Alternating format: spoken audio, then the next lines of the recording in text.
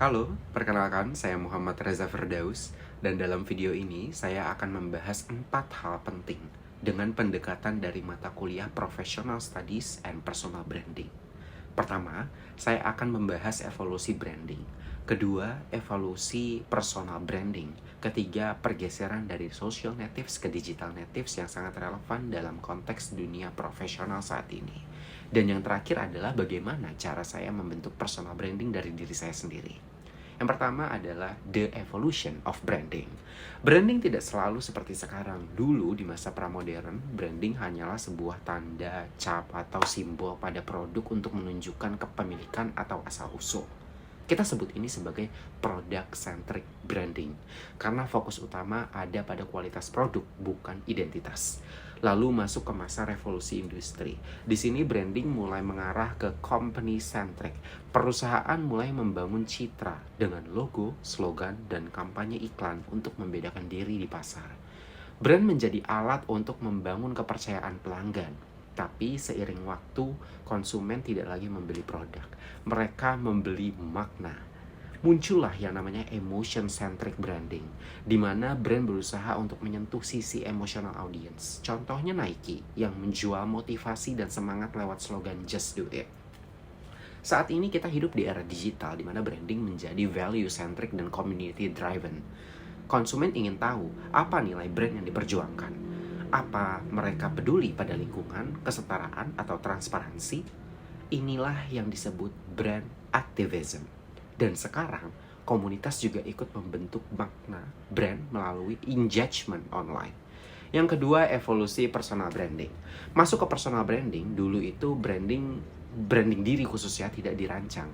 Orang hanya dikenal lewat reputasi di lingkungan kerja atau dari omongan orang lain. Namun, saat dunia kerja semakin kompetitif dan teknologi semakin berkembang, personal branding berubah menjadi sesuatu yang strategis. Di era digital awal, orang mulai membuat portofolio online, blog, website pribadi, dan LinkedIn menjadi alat branding profesional pada saat itu. Namun, pendekatannya masih kaku dan formal.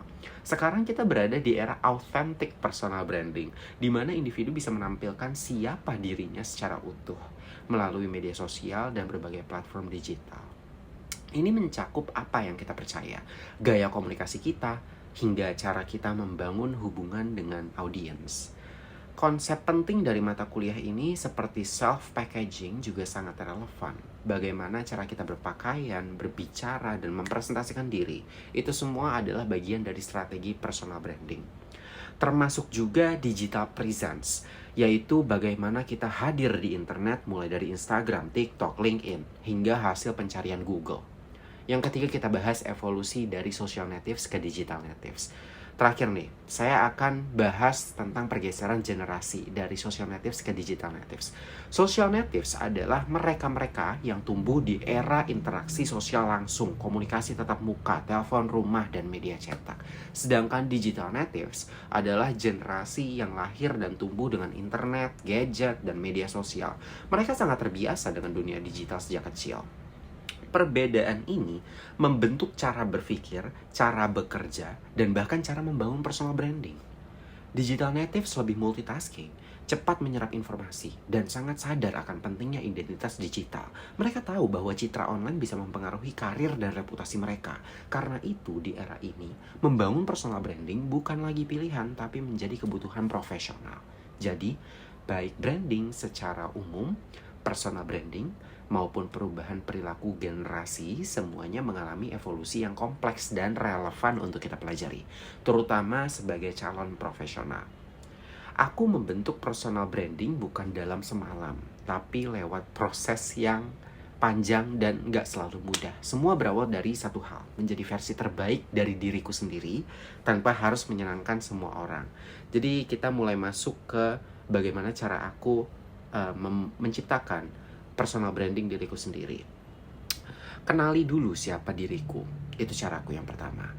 adalah refleksi. Aku sering bertanya kepada diriku sendiri, apa yang aku suka, apa yang bikin aku beda, apa nilai yang aku ingin bawa dalam hidup.